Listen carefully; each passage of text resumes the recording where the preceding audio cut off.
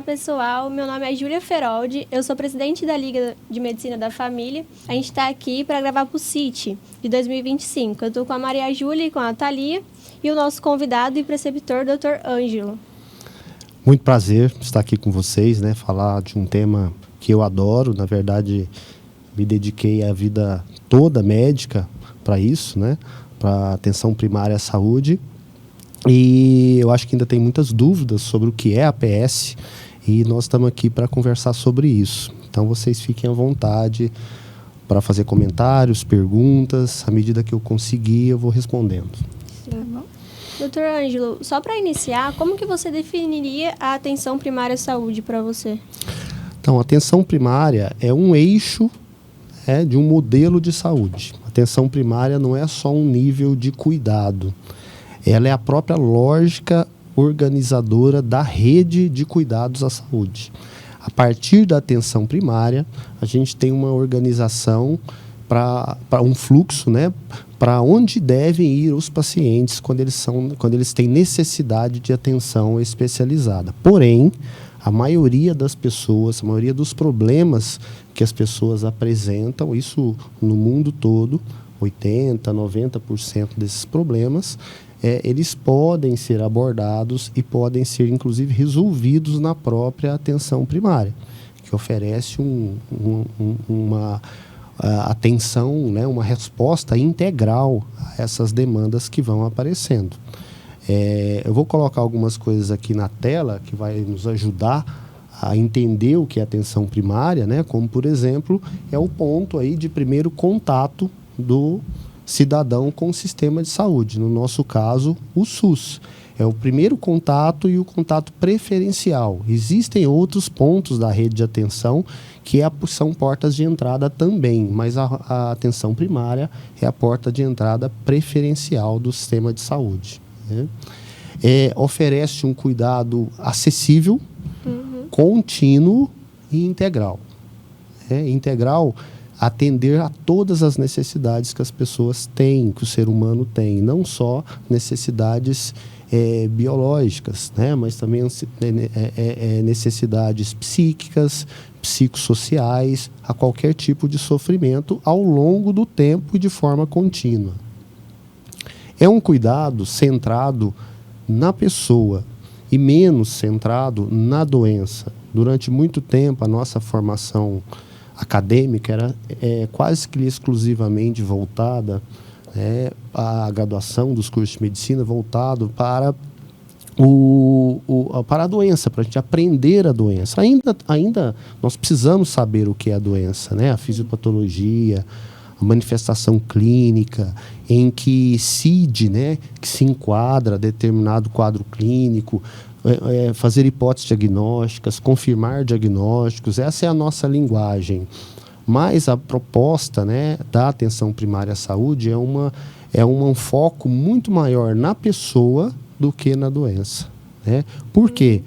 Uma mesma doença ela é experimentada de formas muito diferentes pelas pessoas. A hipertensão é uma doença, mas ela se manifesta de formas muito diferentes e as necessidades são diversas em pessoas diferentes. Um hipertenso com condição socioeconômica muito desfavorável, ele tem muito mais complicações e muito mais sofrimento do que um hipertenso, uma pessoa hipertensa que tem condições sociais, culturais e econômicas melhores, né? Então, os determinantes sociais da doença, eles influenciam muito na manifestação dos problemas, dos sofrimentos em saúde. E a atenção primária, ela foca na pessoa, na família, na cultura que aquela pessoa tem, no modo de viver, na comunidade que ela vive, né? Uma outra questão é que a atenção primária ela deve ter alta resolutividade. A proposta é que a atenção primária resolva 80%, 85% em geral dos problemas de saúde que chegam até ela. E apenas 10%, 15% precisam ser compartilhados ou encaminhados, né, para atenção especializada. Dessa forma, como é a atenção primária que conhece a sua população, que conhece o seu território, ela A atenção primária que faz a coordenação desse cuidado todo. Porque você imagina uma pessoa que precisou de um cardiologista. Ela foi ao cardiologista, mas ela já tem diabetes, ela tem um quadro de um sofrimento mental, uma depressão, por exemplo, né? Ela tem condições sociais desfavoráveis e já usa medicamentos. Aí ela vai ao cardiologista e ele prescreve novos medicamentos. Como que nós vamos fazer a gestão de todas essas medicações, pensando em efeitos colaterais de todas, interação entre todas, adesão da pessoa àquelas medicações, o porquê que ela usa. Essa é uma das formas de coordenação do cuidado. Mas também a coordenação do cuidado de qual a frequência e qual a especialidade que poderia trazer benefício para essa pessoa, para essa família. Isso também é coordenação do cuidado. Dessa forma, ordena a rede de atenção à saúde, para que ela fique mais resolutiva, mais humanizada e com custo-benefício maior. E como se dá essa articulação da APS com os demais níveis de atenção, né? Porque você falou que nem tudo a gente encaminha. Às vezes o tratamento é encaminhado, mas ele retorna para a unidade básica, né? Para dar seguimento. Como que você vê essa articulação? Ela é facilitada? Ela depende de critérios para orientação? É a função da atenção primária, da equipe de atenção primária, conhecer as pessoas com quem ela presta serviço, conhecer profundamente, especificamente. Conhecer a forma como as doenças, inclusive as condições crônicas, se manifestam nessas pessoas. O nível de gravidade ou o risco. Então, fazer a estratificação de risco das pessoas com condições crônicas. Todas as condições crônicas, elas podem ser estratificadas. Algumas pessoas têm maior risco, por ter aquela condição crônica, de ficar desabilitado, de ficar incapacitado, ou desenvolver sequelas, ou mesmo de morte. Dentre as pessoas que nós cuidamos na atenção primária, num determinado território, quais são aquelas, seja por essa ou outra condição crônica, que tem maior risco de adoecimento mais rápido, de desenvolver sequelas, que sofre mais, ou que tem maior risco de incapacidade ou mesmo de morte. Essas pessoas, elas precisam ser estratificadas, entendidas. E por essa estratificação, se estabelece um fluxo, uma linha de cuidado, uma conexão com a atenção especializada. Todos os hipertensos, por exemplo, precisam de um médico especialista? Não. Todas as pessoas com sofrimento mental precisam do psiquiatra? Não. Todos os diabéticos precisam de um endocrinologista? Não, mas alguns precisam. Quais que precisam? De que forma que a atenção primária ela vai se conectar com esses especialistas? Pode ser por encaminhamento formal a consultas presenciais em ambulatórios de especialidade, pode ser por uma teleconsulta, pode ser pelo matriciamento, que é uma combinação de profissionais que vai discutir, vai ter um tempo na agenda para discutir vários casos e dar sua opinião de acordo com o seu conhecimento, tudo tentando responder à gravidade que as condições crônicas afetam as pessoas, e a integralidade. O diabético, uma pessoa com diabetes, ela precisa só do comprimido para diabetes? Ela tem várias outras necessidades.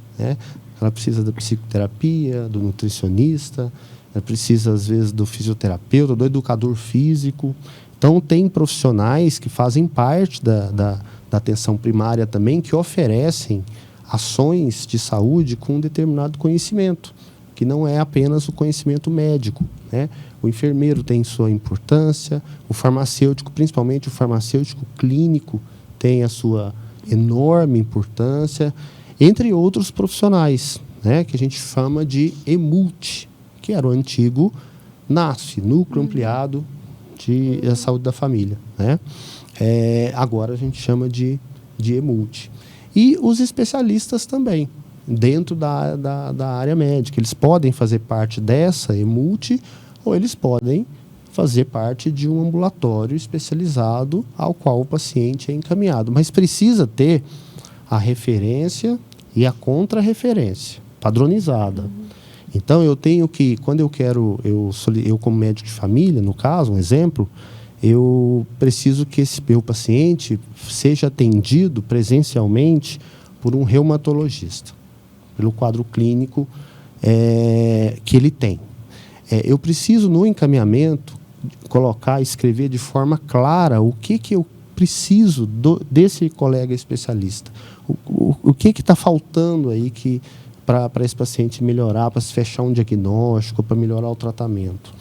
Isso vai até o especialista. E a volta, 2V, né? Vai e volta. Essa volta do especialista também precisa estar registrada de forma clara, né? Preciso de um exame a mais para fechar um diagnóstico? Preciso mexer na dose dessa medicação, trocar essa medicação, associar essa com essa? Enfim, as mensagens, né? Os registros, por que foi, por que voltou, tem que ser registros bem claros. Da mesma maneira, a relação da atenção primária com o hospital, né? Se o paciente precisa de hospitalização, quando o hospital dá alta, ele precisa deixar de maneira bem clara, registrada, o que foi feito durante a internação para essa pessoa, né? Algum diagnóstico novo, algum procedimento, alguma cirurgia, né? E a atenção primária, por sua vez, tem a responsabilidade de não esquecer que essa pessoa existe. Que às vezes ela foi internada, ficou uns dias internada, ou meses, ou semanas, né? E ela volta, né? Recebe alta, vai para casa e a atenção primária não sabe que ela recebeu alta. E ela fica ali, então, esquecida. Não, nós precisamos ter essa conexão com o hospital, né? O ideal, uma pessoa recebeu alta, dependendo do caso, a gente precisa retomar esse cuidado que foi temporariamente transferido ao hospital, né? Em 7 a 14 dias, em média, no máximo. Né? Então, essa forma de comunicação da atenção básica com outros níveis de atenção ou com especialistas ou profissionais de saúde de outras áreas fora da medicina, ela é crucial, é o melhor remédio, essa facilitação da comunicação, que agora com tecnologias isso fica mais fácil, né? É uma outra maneira de se comunicar tecnologicamente sem ser presencialmente ou por registro físico, mas que também funciona e deve continuar. Sim. Você citou sobre a EMULT, né? A questão do cuidado multiprofissional. Você acha que esse fortalecimento para a APS foi necessário para se abranger também a questão da saúde mental, o educador físico? Como que você vê esse fortalecimento da APS com a equipe EMULT? Sim, a APS, né, para começar a pensar nessa resposta, ela tem seus atributos essenciais, né? Acesso, acessibilidade é um dos atributos essenciais. Longitudinalidade, né, que é o acompanhamento de uma pessoa ao longo dos seus ciclo de vida, ou da vida em seus vários ciclos também, pode ser compreendido assim, né, desde a gestação, a vida intrauterina ali, a infância, adulto, idoso, etc. Isso é a longitudinalidade. A integralidade do cuidado, ou seja, responder de forma integral e abrangente a todas as necessidades que a pessoa tem, porque um problema conversa com o outro, né? Eu tenho um paciente, eu posso ter uma pessoa ali com um transtorno mental e ele tem uma doença reumatológica. Se eu só cuido da doença reumatológica e não vejo, porque doença mental não faz parte do meu cuidado como médico, né? É claro que essa doença reumatológica ela não vai melhorar, mesmo eu usando o melhor tratamento, porque tem um transtorno mental associado. E vice-versa, né?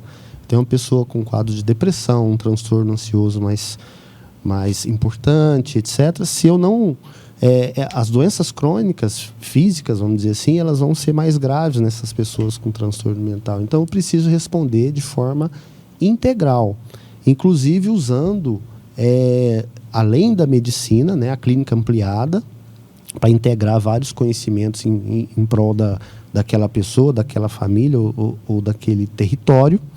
E o outro atributo essencial, o quarto atributo essencial, né, além da integralidade, é a coordenação do cuidado e ordenação da rede. Né?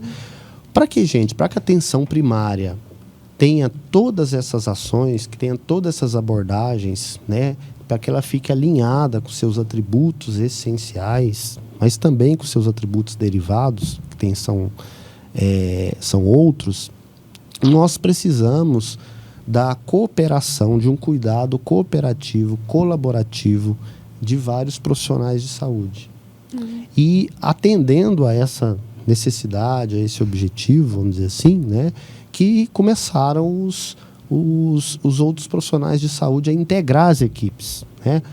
Uma equipe de saúde da família, vocês sabem, minimamente ela é composta por um médico generalista ou de preferência com especialização em medicina de família e comunidade, o enfermeiro, auxiliar técnico de enfermagem, o agente comunitário. Agregou-se a essa equipe o odontólogo e o auxiliar de saúde bucal. Né? E por volta de 2009, 2010, eu não me lembro o ano exatamente, veio o NASF, que era Núcleo de Apoio à Saúde da Família. Aí vieram outros profissionais de saúde. Veio o fisioterapeuta, veio o psicólogo, veio o nutricionista, veio o psiquiatra, inclusive, para alguns modelos de NASF na época. Né? O NASF foi amadurecendo ao longo dos anos e ele passou a ser chamado Núcleo Ampliado de Saúde da Família.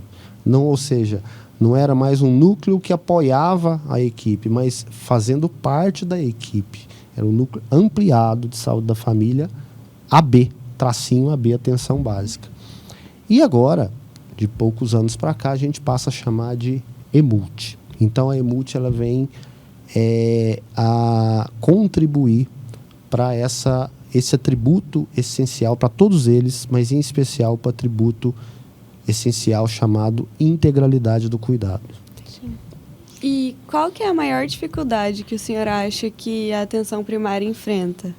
Ou as maiores dificuldades? São várias, né? A atenção primária, ela vem conquistando aí arduamente, com bastante suor, mas com muita persistência, né? O seu espaço dentro dos modelos de atenção à saúde. E existe hoje estudo muito bem desenhado no mundo inteiro, né, mostrando que a atenção primária ela traz melhores resultados de saúde, traz mais satisfação do usuário, com um custo menor comparado aos modelos antigos de saúde, de atenção à saúde, que a lógica era centros especializados e as pessoas se locomovendo de fora da periferia, longe da casa delas, para centros especializados, né? Centros de saúde grandes ou hospitais. Né? A atenção primária ela vem mudando essa lógica, ou seja, ela tem uma característica de capilaridade. Né? Capilaridade é de atingir, de chegar até onde as pessoas moram, onde elas habitam, onde elas têm o seu jeito de viver e ofertar saúde ali, aonde essas pessoas estão. Mas tem vários desafios que ainda estão sendo enfrentados e continuarão sendo enfrentados. Né? Um deles é a valorização pela própria sociedade, pela classe médica, da equipe de saúde da família. Das profissionais de saúde que compõem ali a atenção primária. Não só do médico, mas como médico eu falo principalmente dele, da figura do médico. Né? O médico com especialidade em saúde da família, porque ele é um clínico qualificado. Ele tem uma clínica diferente da clínica geral. Não é qualquer clínico. O médico que ocupa essa função, ele pode não ter ainda, alguns, né, não terem o título de especialista, que seria o ideal pela Sociedade Brasileira de Medicina de Família, mas mesmo que ele não tenha o título, ele tem que se qualificar cada vez mais para estar naquele lugar. Mais importante ainda, não pode ser uma falta de escolha estar ali naquela posição, e sim escolha. Eu escolhi estar aqui porque eu quero ser um médico ou uma médica de família. posso estar fazendo residência, eu posso pensar na residência, depende do momento, mas tem que ser uma escolha, né? Por muitos anos, era muito mais uma falta de escolha.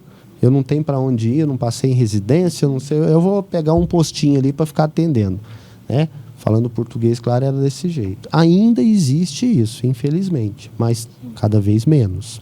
Então, essa valorização, esse reconhecimento, né, dos profissionais da equipe de saúde da família, do papel importante que eles têm na rede de atenção. Não tem sistema de saúde que suporte, mesmo a saúde suplementar, que suporte a oferta indiscriminada de atenção especializada para todos. Né? Nós precisamos seguir uma lógica para ofertar saúde. Essa lógica, ela parte do princípio que tem que ter um profissional de saúde. Estamos falando aqui mais do médico, porque é uma faculdade de medicina. Vocês serão médicos, eu sou médico. Né? Nós precisamos de um médico que esteja qualificado para estar ali. Né? E reconhecidamente mereça estar ali. Tanto em termos de salário, como de reconhecimento não financeiro também do trabalho. Um plano de carreira, por exemplo, seria um sonho para grande parte dos municípios do Brasil, grande parte dos estados brasileiros, um plano de carreira para o que o médico, o profissional de saúde da família, vamos falar que o médico ou médica, né, ele comece ali, ele quer estar ali e ele tem um plano. Se ele continuar ali, ele vai galgando, subindo degraus aí financeiros e de conhecimento, de reconhecimento, que ele sabe aonde ele vai chegar depois de 20 anos, 25, 30 anos que ele estiver trabalhando ali naquela função. Então, os desafios maiores que eu vejo são nesse sentido, né? E mudou muito isso hoje. Os gestores de saúde, atribuírem o valor merecido da saúde da família. Muitos gestores já fazem isso, não tem dúvida nenhuma, mas tem muitos gestores que não têm isso muito claro em mente. Né? Mas são conquistas que já vêm acontecendo, mas a gente precisa continuar avançando. Outro desafio são os sistemas de registro de saúde. Né? Muitos municípios, e não é ilegal isso, usam sistemas próprios. Né? O Ministério da Saúde hoje, ele fornece um sistema que é o ESUS Atenção Primária à Saúde, ESUS APS, gratuito, feito pelo SUS e para o SUS. Muito mais alinhado com os atributos essenciais da saúde da família, feito realmente para isso. Ele é nativo, ele é para isso, ele não está improvisado e tentando se fazer importante ali como sistema de registro de informações em saúde. Né? Então, a adoção do ESUS APS progressiva dos municípios brasileiros, já tem essa tendência, né? Mostra que também é um desafio, porque a gente ainda tem bastante resistência por alguns gestores de sistemas, insistir em sistemas próprios, né? Que no meu ponto de vista, hoje em dia, não tem vantagem nenhuma para a atenção primária. Você acha que esse olhar dos gestores das cidades, né, pro médico da saúde da família, se teve pela redução das desigualdades na saúde ou pela valorização mesmo, que você falou que antigamente não tinha essa valorização, qualquer pessoa que se formasse e não tivesse para onde iria, né, para a UBS. Você acha que esse olhar dos gestores talvez tenha facilitado essa valorização do médico da saúde da família? Sem dúvida. Né? A própria criação do SUS, em 1990, já foi uma mudança de pensamento aí, né? Da gestão em saúde de forma geral. Né? E a adoção da medicina de família como carro-chefe da atenção primária. Né? A adoção da medicina de família que eu falo é da estratégia, né? Saúde da família, que trabalha com equipes multiprofissionais, equipes de saúde multiprofissionais, a equipe mínima mais a EMULT, E a medicina de família e comunidade sendo o carro-chefe, a estratégia de saúde da família sendo o carro-chefe da APS, foi um grande avanço, né? Está sendo um grande avanço, né? Mas nós ainda temos raízes culturais em modelos antigos de produção, de oferta de saúde. Nós passamos por algumas décadas onde a epidemiologia, a forma do ser humano ser afetado por doenças, era diferente, um pouco diferente do que é hoje. Há algumas décadas, as doenças infecciosas agudas, as condições agudas eram bem mais frequentes do que as condições crônicas. Hoje as pessoas vivem por mais tempo, então elas têm maior probabilidade de desenvolver uma condição crônica ao longo do tempo. E as condições crônicas, né, não transmissíveis e transmissíveis aí hoje, elas agudizam, elas levam a situações agudas. Se você não prevenir que as pessoas adoeçam, né, com essas condições crônicas, e aquelas que já têm condições crônicas, se essas condições não estiverem sob o controle que a tecnologia de saúde hoje oferece, nós vamos ter muitas condições agudas, e vamos correr apagando incêndios. No passado, as condições crônicas eram muito menos comuns que hoje, no nosso tempo atual, né? Então, o sistema de saúde, logicamente, ele era voltado para dar uma resposta às condições agudas, né?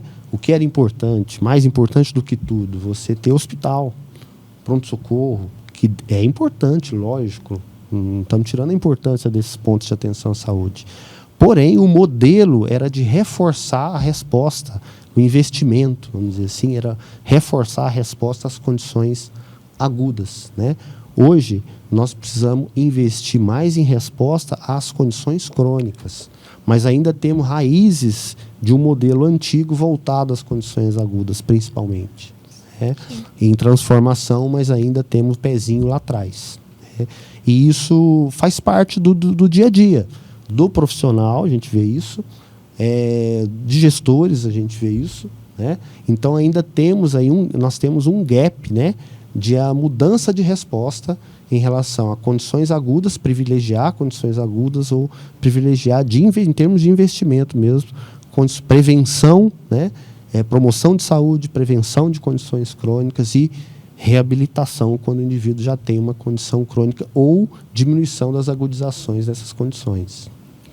Você vê que o futuro da gente, às vezes, traz a telemedicina, né? Você acha que a telemedicina, ela fortalece ou ela enfraquece a atenção primária, o SUS, assim? Eu acho que ela fortalece, não tenho dúvida, né? Não é uma substituição da pessoa humana, profissional ali atendendo outra. A interação humana, ela é primordial. Ela não vai ser superada pela tecnologia, como às vezes a gente pensa que vai. Não. A tecnologia, ela pode facilitar e dar mais tempo para a gente ter essa interação humana. Por exemplo, tem algumas formas de inteligência artificial, aonde, se um de vocês aqui for uma paciente que eu estou atendendo, eu posso colocar para capturar a voz, ela vai redigir um texto e eu posso, por mais tempo, ter interação humana com vocês sem precisar o tempo inteiro estar olhando para a tela de um computador ou para um prontuário médico escrito, né? É muito comum a queixa das pessoas, o médico nem olhou nos meus olhos, né? O médico ficou olhando para o computador o tempo inteiro, para o celular o tempo inteiro, né? Então, as pessoas querem e precisam da interação humana. Com ferramentas tecnológicas que podem capturar e registrar, né, sob supervisão, lógico, o que acontece numa consulta, que isso precisa ser registrado, né, nós temos mais liberdade, mais tempo de ter essa interação que, por si só, é terapêutica. Sim.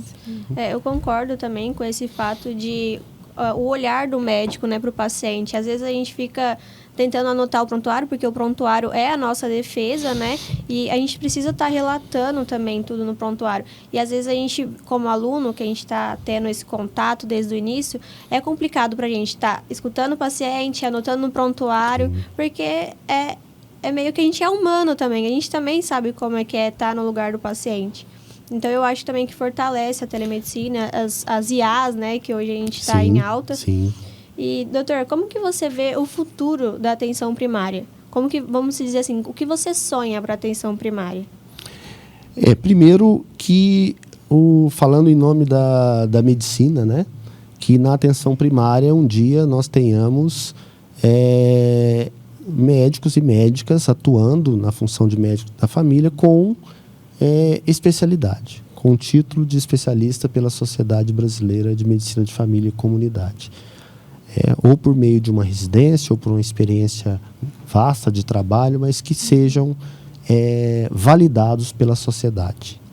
Isso seria excelente. Mas também para os outros profissionais, né, que eles tenham essa expertise em saúde da família, que eles saibam aonde eles estão atuando. É um cenário de atenção primária à saúde, a importância que tem esse cenário. E que realmente a APS ela atenda ao seu propósito. Diminuição de mortalidade infantil, diminuição de doença renal crônica por várias condições, de doença cardiovascular, de câncer, ou seja, diminuição de vários tipos de sofrimento, né? Ou prevenção de vários tipos de sofrimento, melhor ainda do que a diminuição. Então, a atenção primária, prestando ao seu papel de porta de entrada, oferta de cuidado integral, coordenando esse cuidado e ordenando a rede de atenção à saúde, esse seria o meu sonho aqui para falar em região, falar na nossa região, na cidade e região aqui de Araçatuba. E o futuro está em vocês, alunos, estudantes de medicina. É lógico que na graduação a identificação com uma área ou outra da medicina é natural. Nós precisamos de especialistas na área médica. Cada vez mais o conhecimento se amplia e se aprofunda. Então, nós precisamos de especialistas, bastante especialistas, Mas 80% da população, 85% das pessoas não precisam do especialista. Elas precisam desse cuidado abrangente, integral, humanizado. Não que a especialidade não seja humanizada, mas ele é mais focado. É mais focado no problema de saúde do que na pessoa. Não está errado. Mas as equipes de saúde da família estando composta por profissionais que se reconheçam como profissionais da atenção primária à saúde, saibam que é APS, e essa relação humana seja cada vez mais desenvolvida, o vínculo cada vez mais de convivência, inclusive ao longo do tempo, cada vez mais fortalecido entre os profissionais de saúde e as pessoas que eles atendem. Sim. Isso? Mais algum comentário que vocês queiram ter sobre a APS? Agora vai uma pergunta de mim para vocês, A experiência que vocês tiveram até agora, vocês estão mais ou menos no meio do curso de medicina, Qual que é a experiência, em poucas palavras, que vocês poderiam relatar em atenção primária à saúde, lá na unidade básica, no território? Bom, eu, para começar, eu acho que desde o primeiro semestre foi uma área que eu me apaixonei, assim, porque eu gosto desse cuidado longitudinal. Não simplesmente o paciente chegar lá e você atender a necessidade dele momentânea, e sim o cuidado longitudinal, onde você vai conhecer a família, conhecer as dores, porque às vezes a gente está tratando a dor do momento, mas não entende por que essa dor veio. A questão das doenças crônicas também. Porque, às vezes, vamos dizer, a questão mental também, ela interfere muito na saúde física, na saúde... do corpo. Do corpo mesmo, E então é uma área que eu me vejo. Então, é um sonho, assim, vamos dizer. Sei que a gente passa por várias áreas até a gente se encontrar, mas eu acho que desde o começo do curso, principalmente a faculdade proporciona pra gente o contato com o paciente desde o começo. Então, eu gosto dessa área e acho incrível e deveria ser muito valorizada, além do que agora está sendo. Sua experiência, então, está sendo positiva. Sim, com certeza. E a de vocês? Eu também gosto bastante, eu acho muito legal esse cuidado do paciente como um todo. Não somente, que nem você disse, um cuidado muito direcionado. Eu acho, além disso, você consegue ver em todas as áreas. Você sendo um médico da família, você vai atender cada queixa do paciente, não somente o coração, o pulmão, coisas assim. Então, eu acho muito interessante também saber da vivência deles, né? Ver diferentes modos de viver, outras culturas, eu acho isso muito legal. Sim. Sim, assim como as meninas, foi uma experiência, está sendo uma experiência incrível. A gente vai com bastante paradigmas, tipo, preconceitos a respeito, mas aí chega e você vê que é totalmente diferente, que é muito mais além do que falam, tipo, só para vacina, só para outras coisas. Mas não, é muito mais, é um contato com o paciente, é uma relação que você tem com uma família, com uma experiência, com um estilo de vida. Então, é uma experiência incrível e a faculdade tem nos proporcionado bastante isso. Sim, então é uma prática, né, de saúde num ambiente complexo. Sim. Né? Aí é uma alta, não é baixa complexidade, é alta complexidade. Né? Então, nós estamos num sistema atuando num sistema complexo, atenção primária, né? Vários problemas ao mesmo tempo acontecendo e gerenciar esses problemas é uma das habilidades aí que quem trabalha na atenção primária, tem que aprender. Né? Mas cabe aqui dizer também que as tecnologias usadas para a solução desses problemas são tecnologias de menor densidade, né? Densidade tecnológica, eu estou dizendo. Portanto, com menor custo. As tecnologias densas, de alta densidade, tecnologia mais dura, pesada, né? Elas são mais utilizadas na especialidade, são mais necessárias na especialidade. Então, a gente trabalha na atenção primária com tecnologias de menor densidade, mas num ambiente complexo. Então, não é correto quando a gente fala... Por isso que o nome, às vezes, atenção básica, confunde, né? Sim. Eu tenho preferido, mas não é errado falar atenção básica, mas eu tenho preferido falar atenção primária à saúde. É exatamente para que não tenha essa confusão. E aí eu acho importante, talvez, mostrar aqui na tela a clínica, né? A diferença da clínica da atenção primária para a clínica da especialidade. Então, veja que interessante. A clínica da atenção primária é um foco maior na pessoa. Mas tem foco na doença também, lógico. Sim. Mas o foco maior é na pessoa. Né?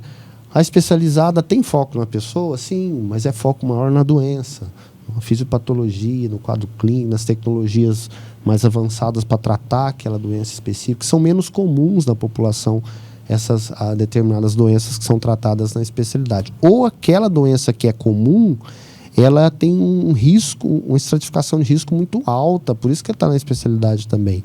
Não é só de doenças raras, mas também de doenças comuns, mas que estão muito avançadas já na sua história natural. Perdeu-se tempo de tratar melhor essa doença crônica, ela chegou num plano muito avançado de comprometimento de saúde e de sofrimento que exige exames diagnósticos mais complexos, né?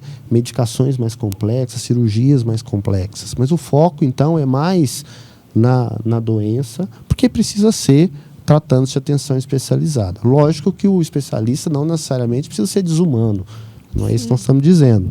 Tá?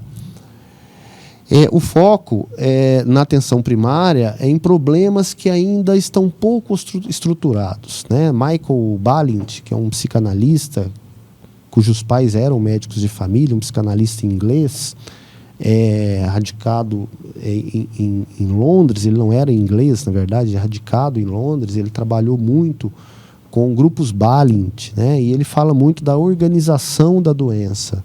Para a pessoa chegar a ter um quadro clínico mais típico, né, os sintomas vão aparecendo esparsamente ao longo do tempo e aquela doença, então, ela vai se configurando aos poucos e esses sintomas vão se completando e o quadro clínico vai ficando mais nítido com o passar do tempo. Então, na atenção primária, a ideia é que a gente veja no início a formação desses problemas de saúde ou até previna que eles se formem, né? Na atenção especializada, as condições já são mais estruturadas, mais enquadradas em CID, Código Internacional da Doença. Tá? Atenção primária, nem sempre a gente consegue dar um CID, atribuir um CID para aquele problema, né? O ambiente é menos medicalizado. Na atenção especializada, ele é mais medicalizado.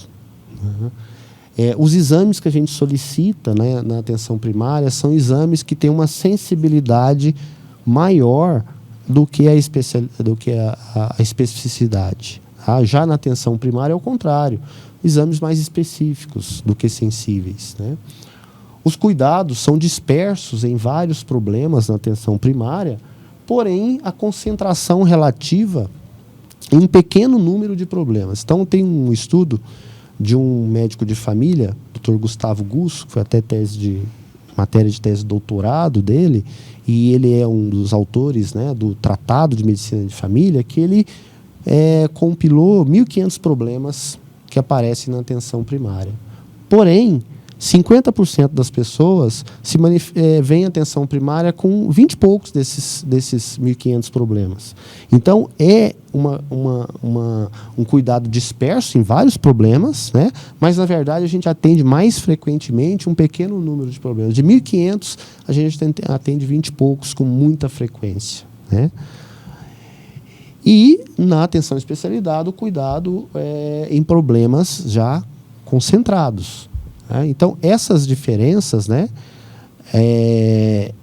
da clínica da atenção primária com a clínica da atenção especializada, é importante a gente distinguir. Né? E o médico ou médica, saúde da família, ele vai se especializar nisso aqui, praticamente. Né? Mas, levando em consideração os 3 outros atributos derivados da atenção primária, né, que é orientação familiar, a gente considera a influência que a família tem na saúde, no adoecimento, no processo de saúde da doença de um indivíduo. Né?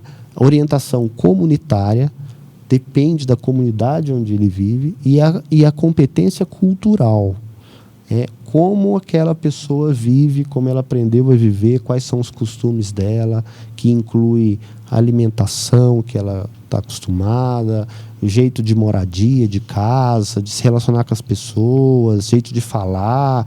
Né? Então, a competência cultural, o médico de família precisa ter, essa flexibilidade cultural, mesmo sendo uma cultura muito diferente da que ele tem, da que ele foi acostumado, vamos dizer assim, né? E com esse foco centrado nas pessoas, a gente percebe mesmo que os pacientes se sentem muito acolhidos, assim. Eles ficam muito felizes, por exemplo, em visitas domiciliares. Eles se sentem realmente cuidados pelo médico da família, coisa que às vezes se você vai em um pronto atendimento acaba não acontecendo. É o principal que você falou, se sentir cuidado. Pronto. Sim, e para encerrar, eu queria agradecer a presença de todos vocês, principalmente do Dr. Ângelo, que se dispôs a falar sobre a atenção primária à saúde, que é um assunto tão importante. Muito obrigada, Dr. Ângelo. Foi um prazer. Né? Conte Obrigada, comigo doutor. outras vezes, se for necessário.